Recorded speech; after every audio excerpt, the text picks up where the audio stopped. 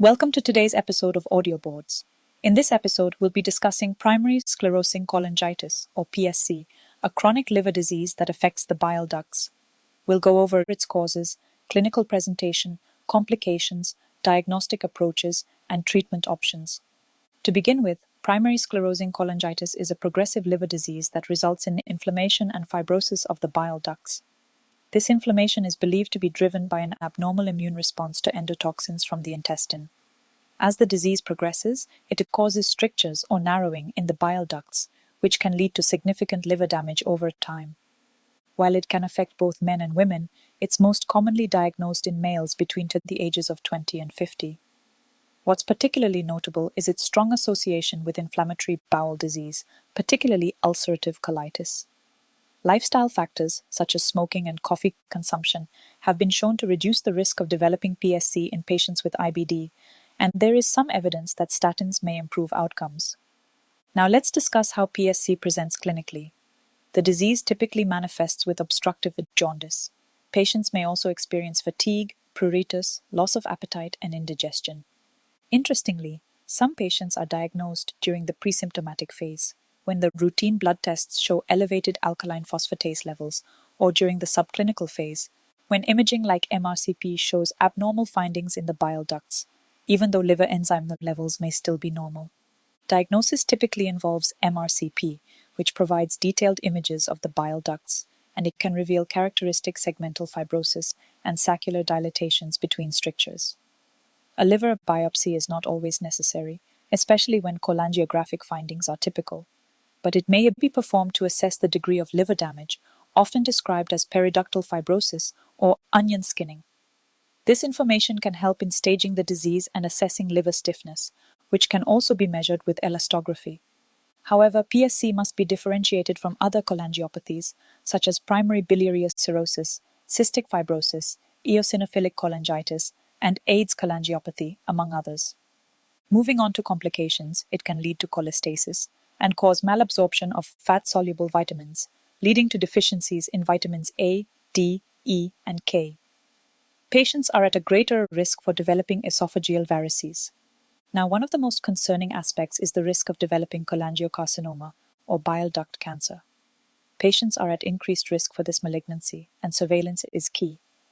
Elevated serum levels of CA19-9 can suggest the presence of cancer, although it's not diagnostic. To monitor this, it's recommended that patients undergo annual MRCP, ultrasound of the right upper quadrant, and CA19-9 testing. If cancer is suspected, further procedures like ERCP and biliary cytology may be required. Additional imaging techniques such as PET scans or peroral cholangioscopy may also help with early detection. In addition to cholangiocarcinoma, patients, particularly those with ulcerative colitis, are at a higher risk for colorectal neoplasia, including dysplasia and cancer. This is why regular colonoscopic surveillance is essential, with annual screenings for those with ulcerative colitis and every 5 years for those without.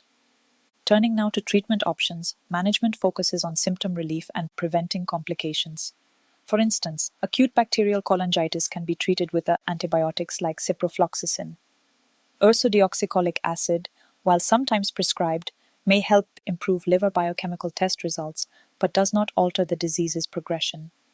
Discontinuing the drug can worsen liver function and increase pruritus. For patients with localized strictures, endoscopic balloon dilation or the placement of stents may be used to relieve obstruction and improve symptoms. Stent placement is usually temporary, with the stents being removed after 2 to 3 weeks.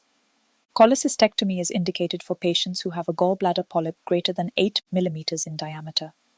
In cases where cirrhosis and liver failure develop, liver transplantation becomes the treatment of choice. Finally, let's consider the prognosis.